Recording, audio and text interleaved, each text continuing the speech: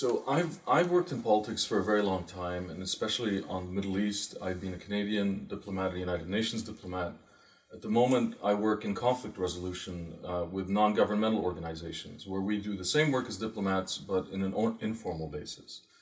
And throughout my work for over 25 years, I've always thought there's kind of a missing piece in our work. The Middle East, as most people know, is not going very well. For 25 years we've worked on it, and it's just gotten worse, as everybody can see. And I was observing things throughout my work, watching and realizing that something was missing. And I always thought it was somehow related to human motives. And now we look around the world and we see that things are falling apart, not just in the Middle East, but all over the place. We have conflicts all over, whether it's the rise of new presidents in the United States of America, or corruption across the world, or increasing conflict. People know something is wrong. And from my experience and from my dealings with people and my learning, I slowly learned that a paradigm like human givens is actually a very, very useful one for us to get to grips of how to start to prevent these conflicts. What's important for us to really pursue right now is to understand what's behind our problems, what's really behind them. And what I've learned through my work is that really the one unbelievable thing that we ignore is the human being behind all our problems. Most of our politics really works at the level of almost political froth. Most of us are captivated by the media, we're taken by the media, we can't get our eyes off social media. And we're taken by the soap opera, by the dynamics, the competition. But the fact is that the answers don't lie at that level. And we forget that there are human beings at every single level, from the leadership to the citizen in politics. And it's there that the real work should begin and will be. And that's where Human Givens comes in my view. What Human Givens does is it can explain to us what are the motivations behind our politics.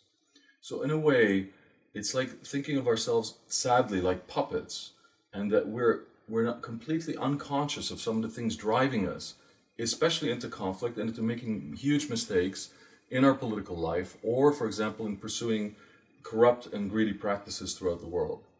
So if we look at them and we look at some of the human givens, we can see that basic needs that are such as security, the need for autonomy, the need for meaning, the need for competence and status, and to belong to a community, these are such basic human needs that if people don't have them, they will pursue them, including politically, through very, very strange and bizarre actions.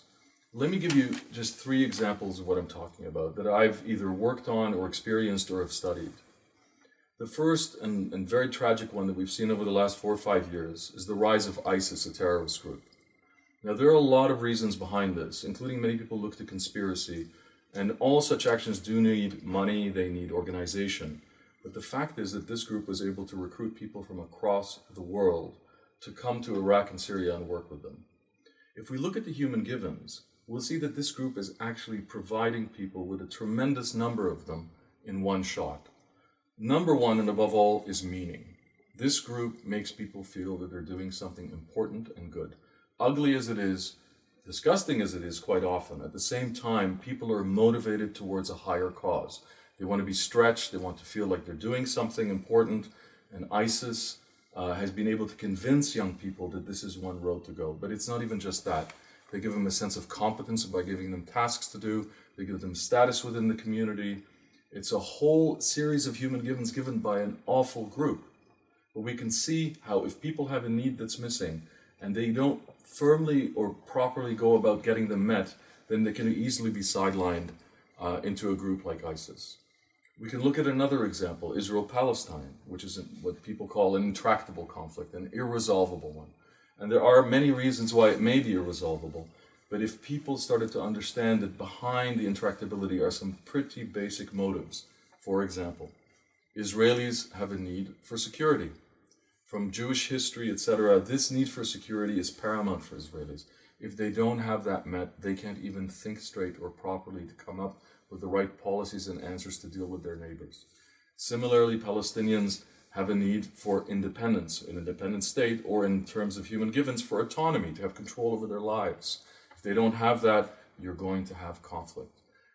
It's very difficult for these two sides to see each other's needs, Yet if they did, that would be a much better starting point than starting at other points in negotiations.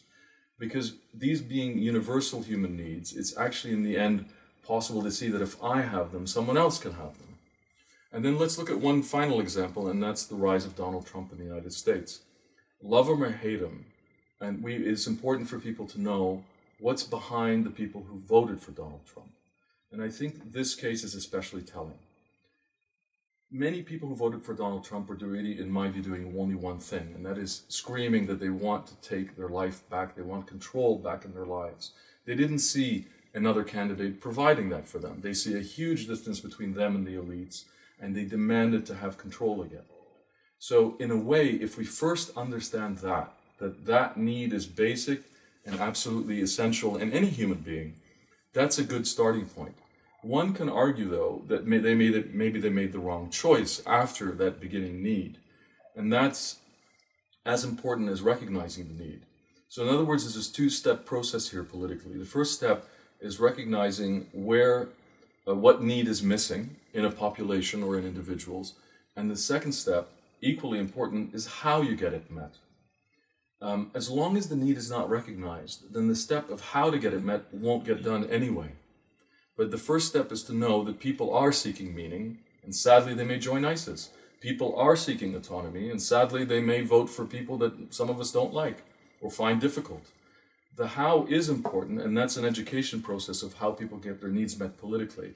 But the crucial point for human givens that I find really useful is that it is a starting point and a reference for political negotiations, for ending conflict, for ending the many problems that we have in front of us, from corruption to conflict across the world.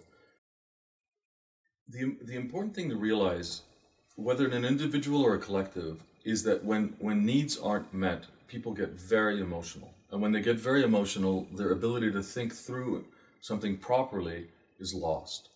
I've seen this time and time again, whether in negotiations or in mass movements, where people simply are, once they get angry and upset, they lose the capacity to be able to deal with others empathetically.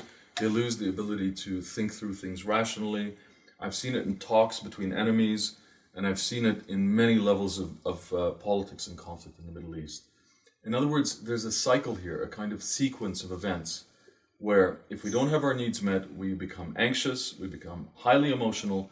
Some people find this very exciting in politics and lead us in that direction, and we have to become aware of that they're actually doing that on purpose to captivate us. But once any population, any society, any culture hits that level, it's going to be very hard for them to find sensible and rational and durable solutions. Instead, violent conflict becomes almost inevitable. So the high emotion that arises out of the lack of needs being met is an essential dimension of us understanding how human givens can affect politics if met. And that's the other point that I think is really worth stressing and investigating even much further. There's a lot of work to be done in this. And that is that if needs are met, whether in an individual or in a collective, then the fact is that almost by definition, you'll have a healthy society. People will be calmer, they can think through things more properly, there will be inevitable differences, there will be inevitable competition over resources. These are the inevitable challenges of life. However, we come to those challenges, we will come to them, with a much more sober-minded, creative, and open-minded approach. But without that baseline being met and our emotions jacking way up, in a way, we've already lost the game. And this is what we're seeing, I think, across the world. And I think many people are worried about this. They know something is wrong, they just don't know where the answers are. From my experience, after a quarter century working in the Middle East, there will be no answer unless we begin to attend to the human being that is behind the issues and the challenges ahead. And the human being has these absolutely basic motivations and needs that need to be addressed. A lot of people who work in politics don't want to work at this level. In fact, it's not just the people working in politics. Many citizens are captivated by politics as greed, as a soap opera, as competition. Many people don't believe politics will ever be anything but that. But the fact is that if we're going to bring any sanity to our politics, and to anyone out there who really wants to have a relatively well-functioning and healthy society, then these things will have to be addressed. There are people out there in my world, in the world of international relations and diplomacy, who have an open mind and they do want to pursue these things. They know that these are the areas that we do need to investigate and deepen.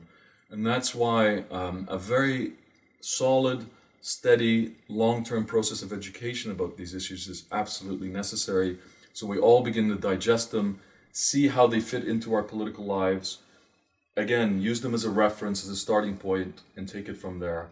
Otherwise, we're going to be trapped in the labyrinth that we are trapped in, which is to just compete for power, to have tribalism rule us, for our groups to go for glory and meaning and to get excited about it, and then basically go off the cliff. And one group may rule for 5 years, then another group rules in the inevitable cycles of history.